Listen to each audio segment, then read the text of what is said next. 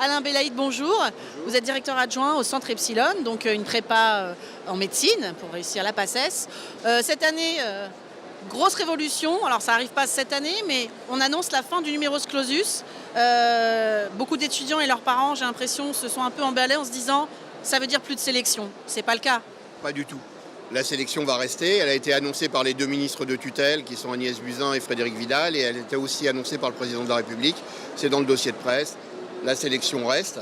Il n'est pas question d'ouvrir les vannes en médecine, puisque de toute façon, il n'y a pas de crédit supplémentaire pour la formation. Donc, dans les années supérieures, on ne peut pas former non plus trop de médecins. Dans les stages, ils sont complètement débordés. Donc, de toute façon, ça ne va pas être possible. Il y aura une augmentation. Il n'y aura plus de numerus clausus qui sera fixé par le ministère. En revanche, il va y avoir, d'après les informations qui filtrent, les facultés vont choisir leur capacité d'accueil. Alors comment ça se situera? Ok, plus de numerus clausus, mais comment on décidera qu'un étudiant passe en année supérieure ou pas? Comment ça va se passer concrètement? Est-ce qu'on en sait un peu plus? Alors non, ça c'est la grande interrogation. Qu'est-ce qu'on va mettre dans cette licence santé?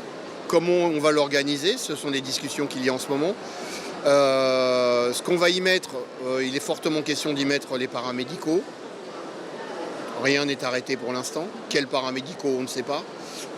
Il y aura toujours les filières habituelles, c'est-à-dire kiné, pharmacie, sage-femme, dentaire et médecine. Ça va être là, mais ils vont rajouter des nouvelles.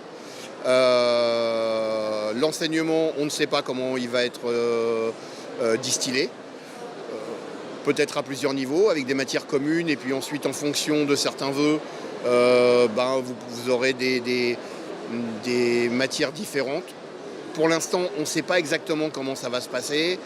Les discussions se font dans les ministères, avec les différents acteurs du secteur. On ne sait pas du tout comment ça va se passer pour l'instant. Mais comme vous le disiez, finalement, en effet, on ne peut pas ouvrir les vannes, on ne peut pas recevoir 10 000 étudiants dans chaque fac. De toute façon, logistiquement, il n'y a pas la place. Et puis, les universités n'ont pas les moyens. Donc, de toute façon, on aura quand même une espèce de contingent. Voilà. Alors, il y aura une augmentation du numerus clausus, du nombre d'étudiants qui seront en deuxième année, qui seront accueillis en deuxième année. Dans les dossiers de presse, moi, je n'entends parler jusqu'à présent que de la médecine. Donc rien n'est au sujet des autres filières. Pour l'instant, on ne sait pas. L'augmentation, d'ailleurs, c'est en médecine surtout où il y a un vrai problème.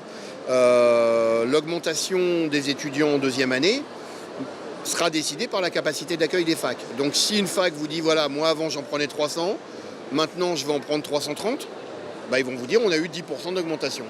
Mais ça ne fera que 30 places. Voilà.